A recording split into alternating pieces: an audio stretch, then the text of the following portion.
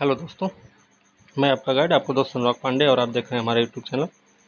भारत का संविधान चल रहा था, जिसमें हमने पिछले वीडियो में केंद्र राज्य संबंधों पर चर्चा की थी।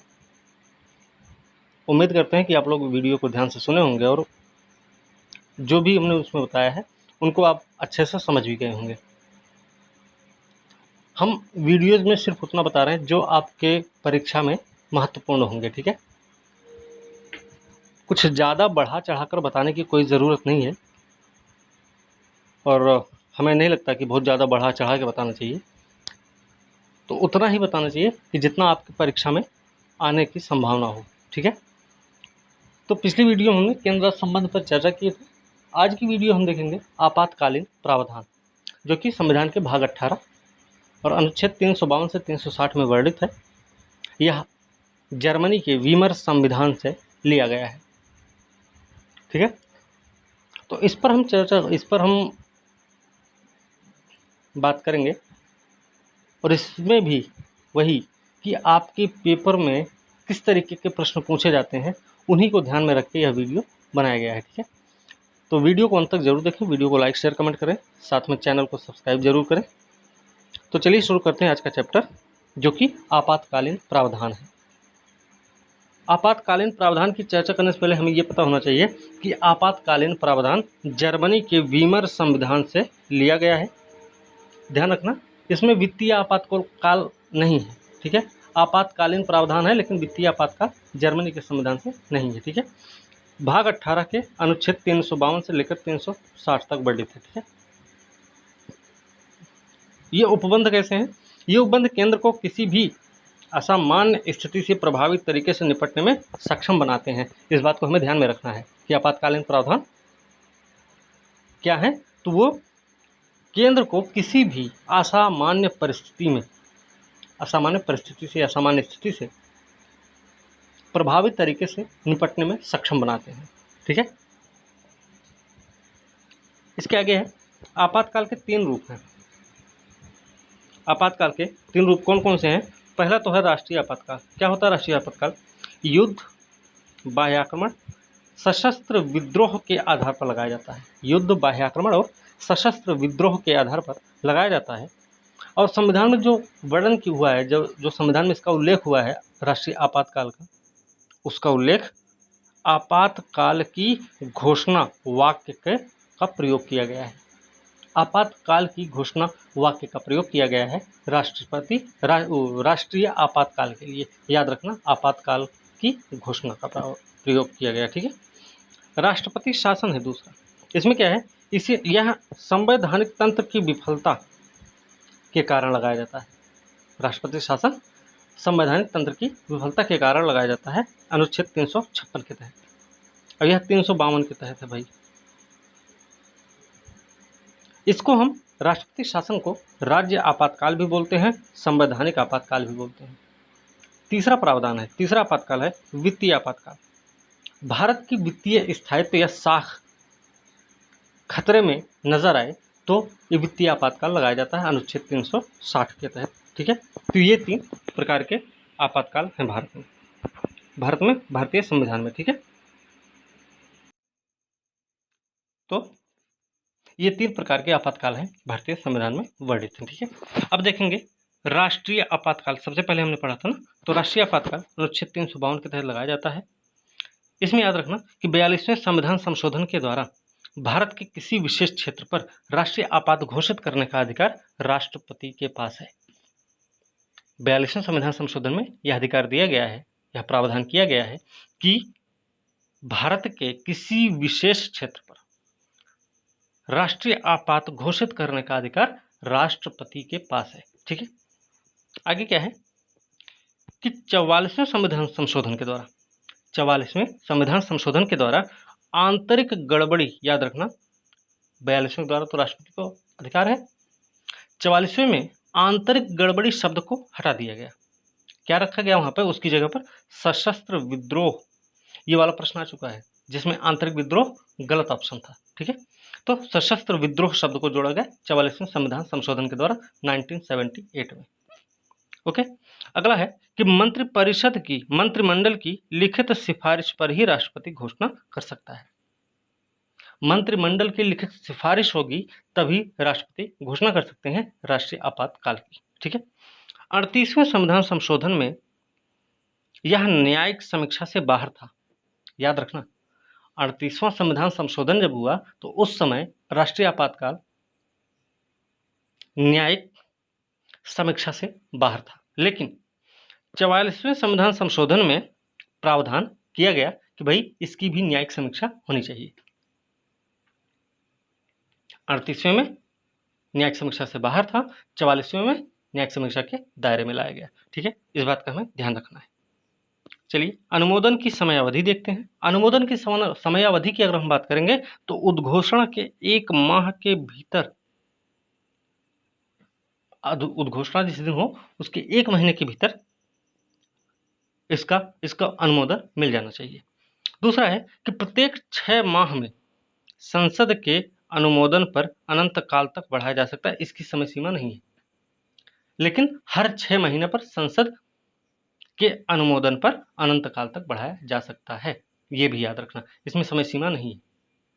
लेकिन अभी हम आगे जब पढ़ेंगे तो आगे जो है राष्ट्रपति शासन है या वित्तीय आपातकाल, इन सब में कुछ हैं कि 3 साल है कि 5 साल ऐसे कुछ करके, ठीक है ना। तो इसमें है प्रत्येक 6 माह में संसद के अनुमोदन पर अनंत काल तक के लिए बढ़ाया जा सकता है। आगे देखते हैं भाई, उद्घोषणा कैसी होगी कि प्रत्येक सदन के विशेष बहुमत से,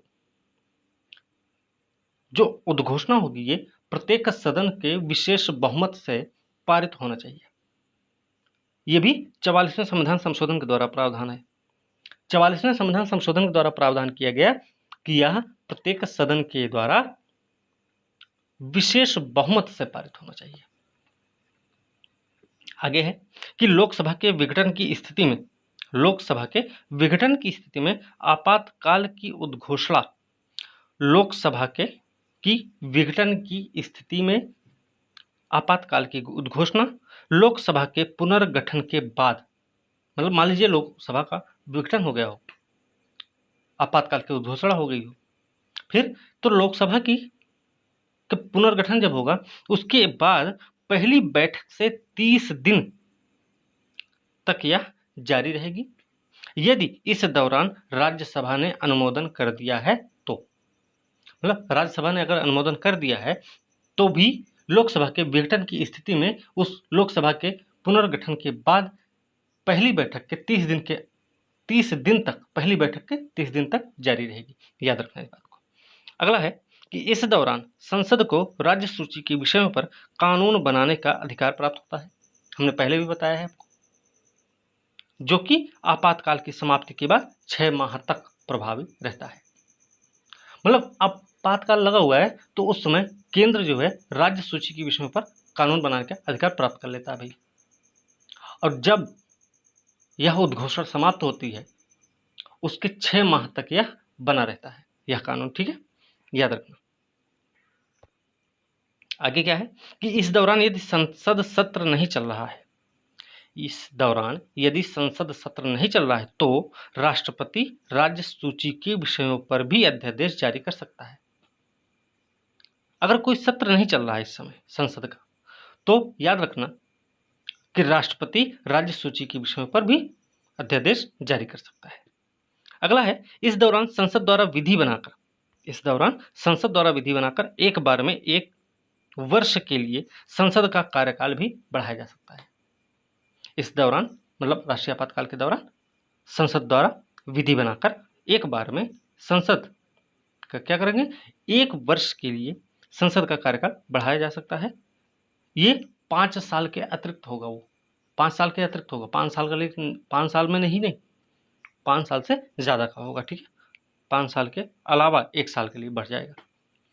अनुच्छेद 358 और 59, अनुच्छेद 358 और 59 के तहत राष्ट्रीय आपातकाल का मूलाधिकारों पर प्रभाव का उल्लेख करता है। अनुच्छेद 358 और 59 क्या कहते हैं कि राष्ट्रीय आपातकाल का मूलाधिकारों पर प्रभाव का उल्लेख करते हैं। मतलब राष्ट्रीय आपातकाल का मूलाधिकारों पर क्या प्रभाव होगा, इसका उल्लेख मिलता है हमें 358 और 359 अनुच्छेद में। क्या है कि इसमें अनुच्छेद 19 358 के तहत, अनुच्छेद 19 अनुच्छेद 358 के तहत अपने आप समाप्त हो जाता है। याद रखना भाई, राष्ट्रीय आपातकाल के दौरान अनुच्छेद 358 के तहत अनुच्छेद 19 अपने आप समाप्त हो जाता है, ठीक है, निलंबित हो जाता है। याद रखना इस बात को। और अनुच्छेद 359 के तहत क्या होता है? याद रखना, 358 के तहत अलग है और 359 के तहत अलग है। 359 के तहत क्या है कि सभी मूलाधिकार निलंबित हो जाते हैं, लेकिन इसमें याद रखना एक शर्त है कि 20 और 21 को छोड़कर है। मतलब 358 के तहत अनुच्छेद 358 के तहत अनुच्छेद 19 अपने आप समाप्त हो जाएगा, लेकिन अनुच्छेद 359 के तहत सभी मूलाधिकार निलंबित हो जाएंगे, लेकिन यहां भी अनुच्छेद 20 और 21 को छोड़कर है।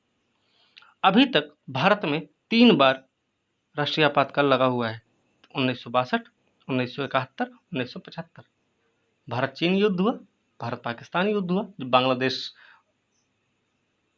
मुक्त हो रहा था, ठीक है, और एक इंदिरा जी के शासनकाल में राष्ट्रीय आपात लगाया गया था।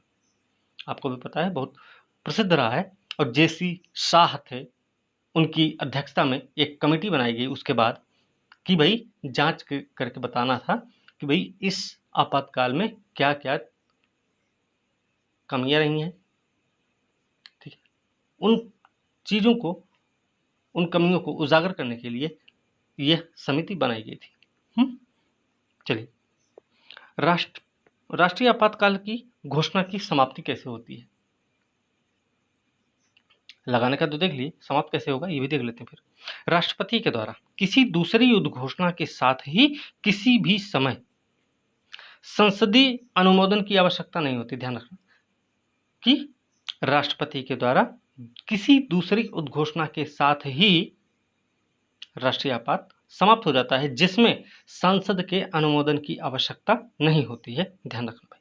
अगला है कि लोकसभा की कुल सदस्य संख्या का 1/10 सदस्य स्पीकर को लिखित नोटिस दे दें तो 14 दिन के अंदर यह समाप्त हो जाएगा। यह संविधान संशोधन 44वें के द्वारा प्रावधान किया गया।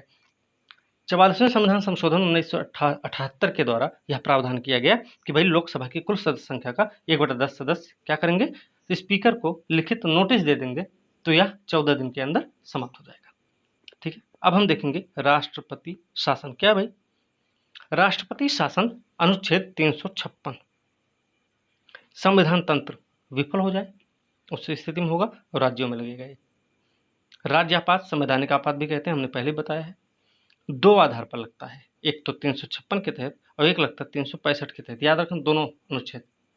राष्ट्रपति शासन 356 के तहत तो लगता ही है, लेकिन अनुच्छेद 365 के आधार पर भी लगाया जाता है। क्या है कि घोषणा जारी होने के 2 माह के भीतर संसद के दोनों सदनों के द्वारा अनुमोदन प्राप्त होना चाहिए। घोषणा जारी हो उसके 2 महीने के अंदर संसद के दोनों सदनों के द्वारा अनुमोदन प्राप्त हो जाए तो यह जारी हो जाएगा, चालू हो जाएगा, ठीक है।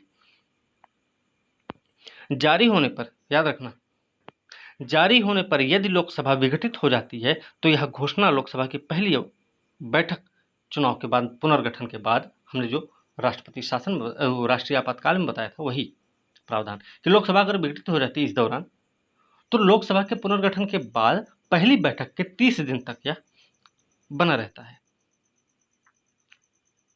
समझ रहे ना, याद रखना इस बात को। तो इसके परिणाम क्या होते हैं? परिणाम ये होते हैं कि राष्ट्रपति राज्य सरकार के काम अपने हाथ में ले लेता है। राष्ट्रपति राज्य सरकार के काम को अपने हाथ में ले लेता है और उसे राज्यपाल तथा अन्य कार्यकारी अधिकारियों की शक्ति प्राप्त हो जाती है। राष्ट्रपति को याद रखना इस दौरान क्या होगा कि राष्ट्रपति अपने हाथ में सारी शक्ति ले लेगा राज्य सरकार की, और उससे क्या होगा कि राज्यपाल तथा अन्य कार्यकारी अधिकारियों की शक्ति प्राप्त हो जाती है। दूसरा है कि राष्ट्रपति घोषणा कर सकता है कि संसद राज्य विधायिका की शक्तियों का प्रयोग करेगी। राष्ट्रपति घोषणा कर सकता है कि संसद जो है राज्य विधायिका की शक्तियों का प्रयोग करेगी। दूसरा परिणाम है। तीसरा परिणाम है कि मुख्यमंत्री के नेतृत्व वाली मंत्रिपरिषद भंग हो जाती है। राष्ट्रपति के द्वारा मुख्यमंत्री के नेतृत्व वाली मंत्रिपरिषद भंग कर दी जाती है। इस दौरान राज्यपाल राष्ट्रपति के नाम पर, याद रखना, राज्यपाल राष्ट्रपति के नाम पर राज्य सचिव की सहायता से या राष्ट्रपति के द्वारा नियुक्त किसी सलाहकार की सहायता से राज्य का प्रशासन चलाता है। एक परिणाम में भी है कि राज्यपाल राष्ट्रपति के नाम पर राज्य सचिव की सहायता से, राष्ट्रपति के नाम पर राज्यपाल राज्य सचिव की सहायता से या फिर राष्ट्रपति के द्वारा नियुक्त किसी सलाहकार की सहायता से राज्य का प्रशासन चलाता है। कौन? राज्यपाल। इसमें न्यायिक समीक्षा की कुछ संभावनाएं हैं। क्या क्या है? क्यों? क्योंकि राज्य पर लागू हो रहा है। ठीक है, तो याद रखना क्या है इसमें। बम्बई मामले में उच्चतम न्यायालय के कुछ निर्णय आए हुए थे न्यायिक समीक्षा को लेकर। इसकी न्यायिक समीक्षा को लेकर, जैसे 38वें संविधान संशोधन द्वारा राष्ट्रीय आपातकाल को क्या किया गया था? न्यायिक समीक्षा से बाहर कर दिया गया था, लेकिन 44वें में फिर से इसको शामिल कर दिया गया कि न्यायिक समीक्षा हो सकती है उसकी। तो वैसे ही न्यायिक समीक्षा होती है, राष्ट्रपति शासन की भी हो सकती है। बम्बई मामले में उच्चतम न्यायालय ने कुछ निर्णय दिए हैं। कौन से निर्णय हैं वो देख लेते हैं। तो पहला निर्णय है कि भैया न्यायिक समीक्षा के योग्य होगा ही। कैसे होगा? कि अतार्किक, अन्यथा आधार पर या दुर्भावना या तर्क विरुद्ध पाए जाने पर यह न्यायिक समीक्षा के दायरे में आ जाएगा। इसके अलावा इसे न्यायोचित सिद्ध करने के लिए तर्क सम्मत, इसे न्याय उचित सिद्ध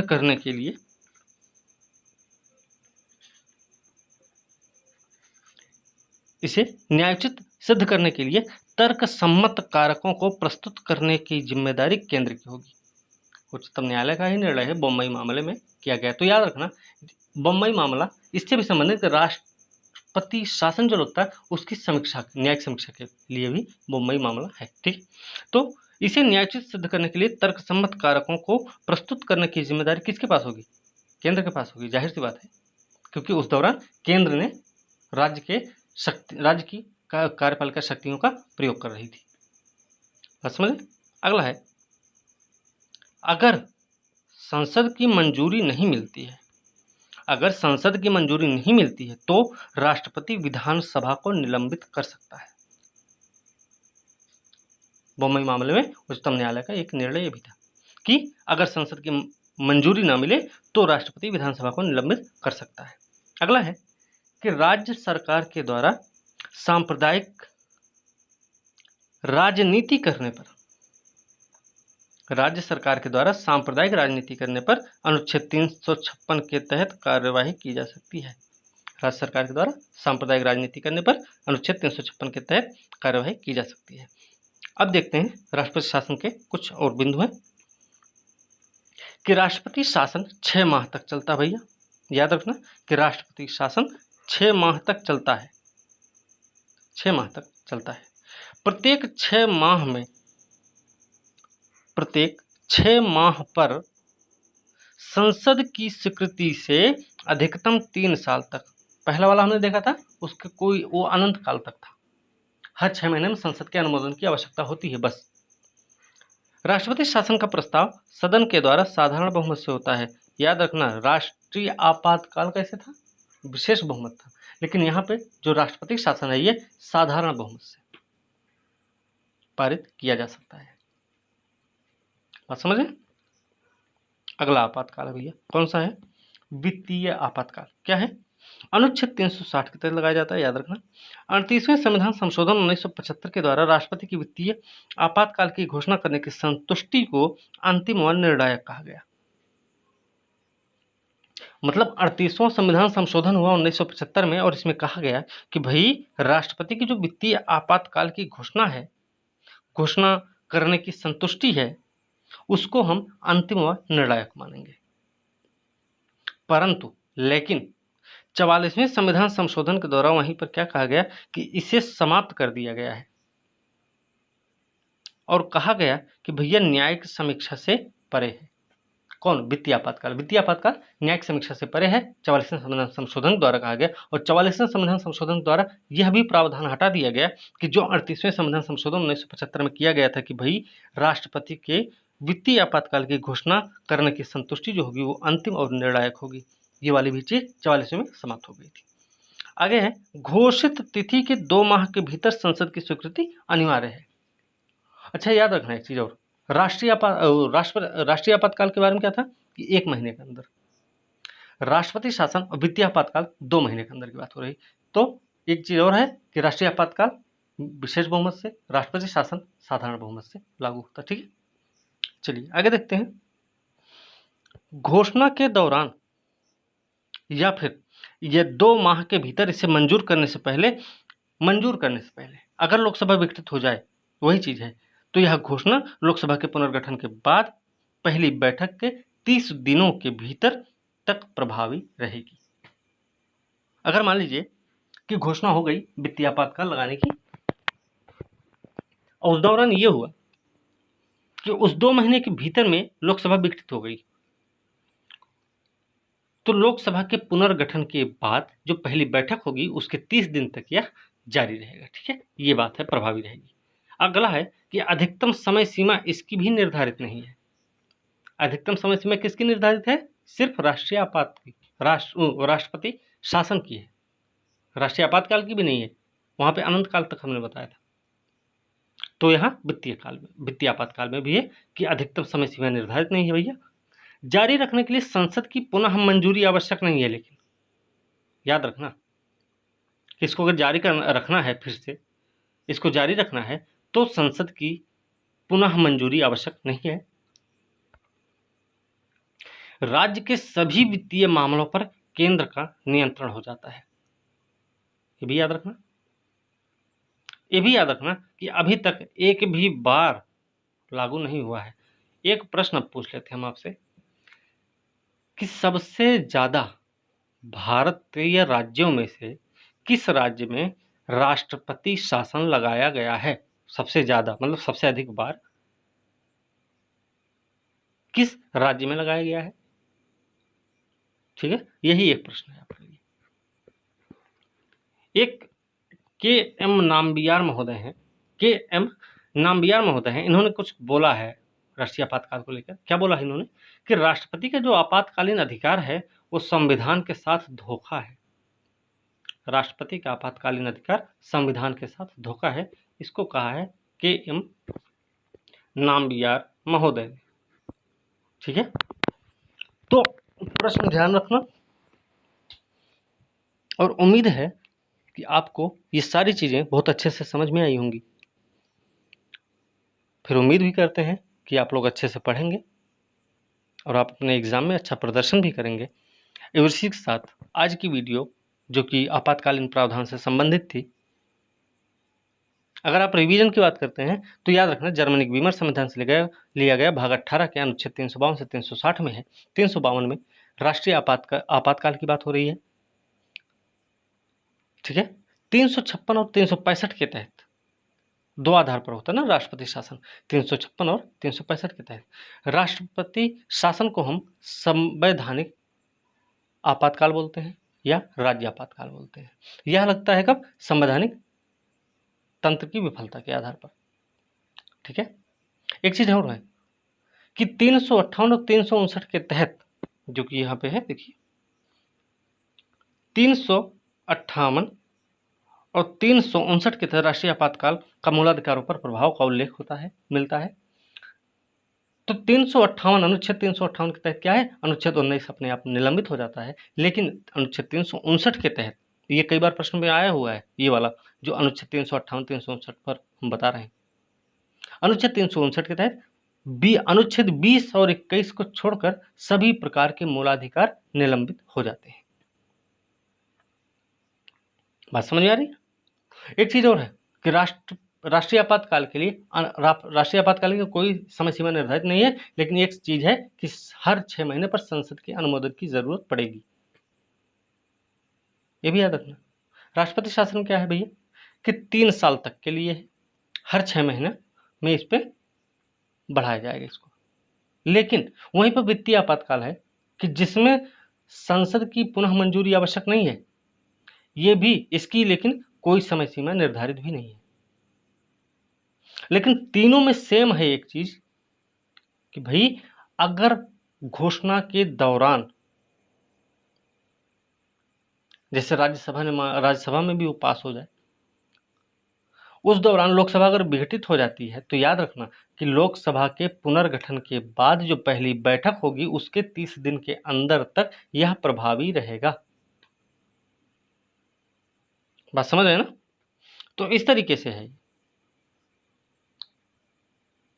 तो ये सारी चीजें हमें ध्यान रखनी है भैया।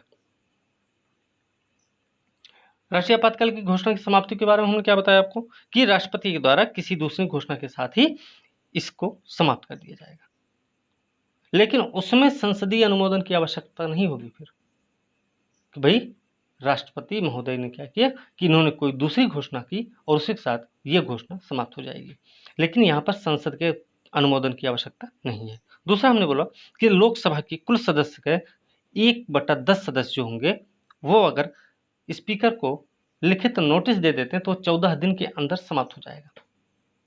लेकिन याद रखना यह प्रावधान जो है संविधान संशोधन 44वें के द्वारा 1978 के तहत किया गया है। ठीक है, तो आज की वीडियो में बस इतना ही है। अब हम आगे कल जो अगली वीडियो होगी उसमें हम राष्ट्रपति चैप्टर को पढ़ेंगे। ठीक है, अभी हम मूलाधिकार से शुरुआत की है, तो हमें आपको भी पता है कि हम नागरिकता, राज्य वाला मतलब भाग 1 और भाग 2 नहीं पढ़े हैं। उसके अलावा हमने संवैधानिक विकास, संविधान का विकास वाला चैप्टर भी हमने अभी नहीं पढ़ा है। ठीक है, तो इसी साथ आज की वीडियो हम यहीं समाप्त करेंगे, और वीडियो अच्छी लगे लाइक शेयर कमेंट जरूर करें, साथ में चैनल को सब्सक्राइब कीजिए। अगली वीडियो के साथ कल मिलते हैं, तब तक के लिए धन्यवाद।